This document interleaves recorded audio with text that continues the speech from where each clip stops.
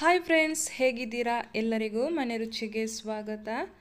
ಈ ವಿಡಿಯೋ ನಿಮಗೆ ಇಷ್ಟವಾದರೆ ಪ್ಲೀಸ್ ಲೈಕ್, ಶೇರ್, ಸಬ್ಸ್ಕ್ರೈಬ್ ಮಾಡಲು ಮರಿಬೇಡಿ. ಹಾಗೂ ನಿಮ್ಮ ಅನಿಸಿಕೆಯನ್ನು ಕಾಮೆಂಟ್ ಬಾಕ್ಸಲ್ಲಿ ತಿಳಿಸಿ. ಇವತ್ತು ನಾನು ತುಂಬ ಸಿಂಪಲ್ ಹಾಗೂ ಟೇಸ್ಟಿಯಾಗಿ ತುಂಬ ಬೇಗನೆ ಹಾಗಲಕಾಯಿ ಪಲ್ಯ ಹೇಗೆ ಮಾಡೋದಂತ ನಿಮ್ಮ ಜೊತೆ ನಾನು ಶೇರ್ ಮಾಡ್ತಾ ಇದ್ದೀನಿ. ಸ್ಕಿಪ್ ಮಾಡದೆ ವಿಡಿಯೋವನ್ನು ಕೊನೆ ತನಕ ನೋಡಿ. ನಾನಿಲ್ಲಿ 2 ಹಾಗಲಕಾಯಿಯನ್ನು ತಗೊಂಡಿದ್ದೀನಿ. ಇವಾಗ ಈ ಥರ 2 ಭಾಗವನ್ನು ಕಟ್ ಮಾಡಬೇಕು. ಆಮೇಲೆ ನಮಗೆ ಇದರಲ್ಲಿರುವ ಬೀಜವನ್ನು ತೆಗೆಯುವ. ಈ ಥರ ಹಾಗಲಕಾಯಿ ಎಲತ್ತಿದ್ರೆ ಬೀಜ ತೆಗೆಯುವ ಅವಶ್ಯಕತೆ ಇಲ್ಲ. ಹಾಗೆಯೇ ಕಟ್ ಮಾಡಿ ನಮಗೆ ಹಾಗಲಕಾಯಿಯನ್ನು ಹಾಕ್ಬೋದು. ಇನ್ನು ನಮಗೆ ಇದನ್ನು ತುಂಬ ಸಣ್ಣಕ್ಕೆ ಈ ಥರ ಕಟ್ ಮಾಡಬೇಕು. ತುಂಬ ತೆಳುವಾಗಿ ನಾನು ಕಟ್ ಮಾಡ್ತಾ ಇದ್ದೀನಿ. ಈ ಥರ ಎಲ್ಲ ಹಾಗಲಕಾಯಿಯನ್ನು ಕಟ್ ಮಾಡಿ ತಗೊಂಡು ಬರ್ತೀನಿ.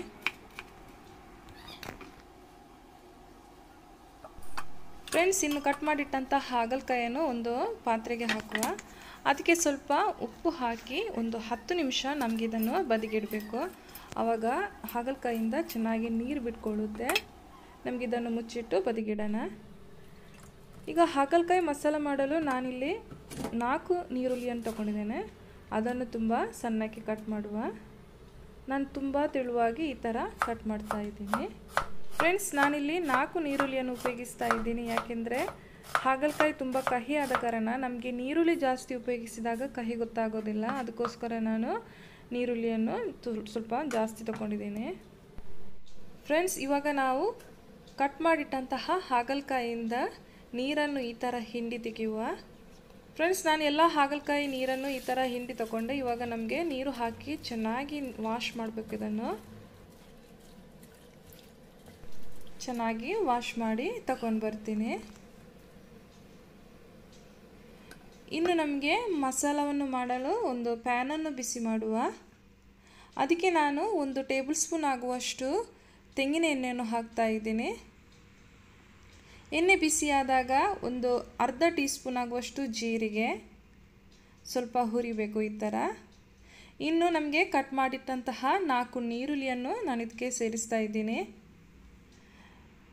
ನೀರುಳ್ಳಿ ಸ್ವಲ್ಪ ಕೆಂಪು ಬಣ್ಣ ಬರುವವರೆಗೆ ನಮಗಿದನ್ನು ಚೆನ್ನಾಗಿ ಫ್ರೈ ಮಾಡಬೇಕು.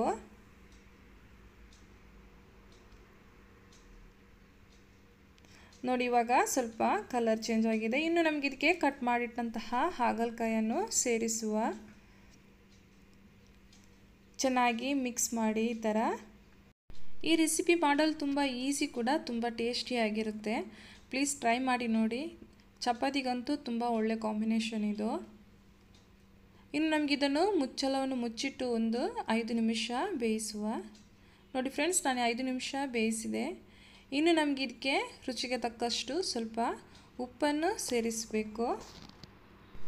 ಉಪ್ಪು ಹಾಕಿದ ಮೇಲೆ ನಮಗೆ ಚೆನ್ನಾಗಿ ಮಿಕ್ಸ್ ಮಾಡಬೇಕು. ಈ ಥರ ಮಿಕ್ಸ್ ಮಾಡಿ ನಮಗೆ ಮುಚ್ಚಳವನ್ನು ಮುಚ್ಚಿಟ್ಟು ಒಂದು 5 ರಿಂದ 6 ನಿಮಿಷ ಬೇಯಿಸಬೇಕು. ನಾವು ಇದಕ್ಕೆ ನೀರು ಹಾಕದೆ ಬೇಯಿಸಿದ ಕಾರಣ ಸ್ವಲ್ಪ ಟೈಮ್ ತಗೊಳ್ಳುತ್ತೆ. ನೋಡಿ, ನಾನು ಇದಕ್ಕೆ ಒಂದು 2 ಟೀ ಸ್ಪೂನ್ ಆಗುವಷ್ಟು ಹುಣಸೆ ರಸವನ್ನು ಸೇರಿಸ್ತಾ ಇದ್ದೀನಿ. ಇದು ಆಪ್ಷನಲ್ಲು, ನಿಮಗೆ ಬೇಕಿದ್ದರೆ ಮಾತ್ರ ಹಾಕಬಹುದು. ಇದಕ್ಕೆ 2 ಟೀ ಸ್ಪೂನ್ ಆಗುವಷ್ಟು ಕಾಶ್ಮೀರಿ ಮೆಣಸಿನ ಹುಡಿ, 1 ಟೀ ಸ್ಪೂನ್ ಆಗುವಷ್ಟು ಕೊತ್ತಂಬರಿ ಹುಡಿ, 1 ಟೀ ಸ್ಪೂನ್ ಆಗುವಷ್ಟು ಜೀರಿಗೆ ಹುಡಿ, ಅರ್ಧ ಟೀ ಸ್ಪೂನ್ ಆಗುವಷ್ಟು ಅರಶಿನ ಹುಡಿ, 1 ಟೀ ಸ್ಪೂನ್ ಮ್ಯಾಂಗೋ ಪೌಡರ್ ಅಥವಾ ಆಮ್ಚೂರ್ ಪೌಡರ್ ಅಂತ ಹೇಳ್ತಾರೆ. ಇದು ಆಪ್ಷನಲ್ಲು, ನಿಮ್ಮ ಕೈಲಿ ಇದ್ದರೆ ಮಾತ್ರ ಹಾಕ್ಕೊಳ್ಳಿ. ಇನ್ನು ಹಸಿ ವಾಸನೆ ಹೋಗೋವರೆಗೆ ನಮಗೆ ಈ ಥರ ಚೆನ್ನಾಗಿ ಮಿಕ್ಸ್ ಮಾಡೋಣ. ಕೈ ಬಿಡದೇ ಈ ಥರ 2 ರಿಂದ 3 ನಿಮಿಷ ನಮಗೆ ಫ್ರೈ ಮಾಡ್ತಾನೆ ಇರಬೇಕು, ಇಲ್ಲಾಂದರೆ ಅಡಿ ಹಿಡಿಯುತ್ತೆ. ಇನ್ನು ನಾನು ಇದಕ್ಕೆ 1 ಟೇಬಲ್ ಸ್ಪೂನ್ ಆಗುವಷ್ಟು ನೀರನ್ನು ಸೇರಿಸ್ತಾ ಇದ್ದೀನಿ. ಚೆನ್ನಾಗಿ ಮಿಕ್ಸ್ ಮಾಡಿ ಇನ್ನು ನಮಗಿದನ್ನು ಮುಚ್ಚಳವನ್ನು ಮುಚ್ಚಿಟ್ಟು ಒಂದು 2 ರಿಂದ 3 ನಿಮಿಷ ಚೆನ್ನಾಗಿ ಬೇಯಿಸುವ. ಇನ್ನು ನಾನು ಇದಕ್ಕೆ 1 ಟೇಬಲ್ ಸ್ಪೂನ್ ಆಗುವಷ್ಟು ಬೆಲ್ಲವನ್ನು ಸೇರಿಸ್ತಾ ಇದ್ದೀನಿ. ಚೆನ್ನಾಗಿ ಮಿಕ್ಸ್ ಮಾಡಿ ಕೊನೆಯದಾಗಿ ನಾನು ಇದಕ್ಕೆ 1 ಟೀ ಸ್ಪೂನ್ ಆಗುವಷ್ಟು ಗರಂ ಮಸಾಲ ಹುಡಿಯನ್ನು ಹಾಕಿ ಚೆನ್ನಾಗಿ ಮಿಕ್ಸ್ ಮಾಡ್ತಾ ಇದ್ದೀನಿ. ನೋಡಿ ಫ್ರೆಂಡ್ಸ್, ತುಂಬ ಸಿಂಪಲ್ ಹಾಗೂ ಟೇಸ್ಟಿಯಾದ ಹಾಗಲಕಾಯಿ ಪಲ್ಯ ರೆಡಿಯಾಗಿದೆ ನೋಡಿ. ಪ್ಲೀಸ್ ಟ್ರೈ ಮಾಡಿ ನೋಡಿ, ಖಂಡಿತವಾಗಿ ನಿಮಗೆ ಇದು ತುಂಬ ಇಷ್ಟ ಆಗುತ್ತೆ. ಈ ಪಲ್ಯ ಅನ್ನ, ಚಪಾತಿ, ರೋಟಿ ಎಲ್ಲಕ್ಕೂ ತುಂಬ ಒಳ್ಳೆ ಕಾಂಬಿನೇಷನು. ಪ್ಲೀಸ್ ಟ್ರೈ ಮಾಡಿ ನೋಡಿ. ಈ ವಿಡಿಯೋ ನಿಮಗೆ ಇಷ್ಟವಾದರೆ ಪ್ಲೀಸ್ ಲೈಕ್, ಶೇರ್, ಸಬ್ಸ್ಕ್ರೈಬ್ ಮಾಡಲು ಮರಿಬೇಡಿ. ಹಾಗೂ ನಿಮ್ಮ ಫ್ರೆಂಡ್ಸಿಗೂ ಶೇರ್ ಮಾಡಿ.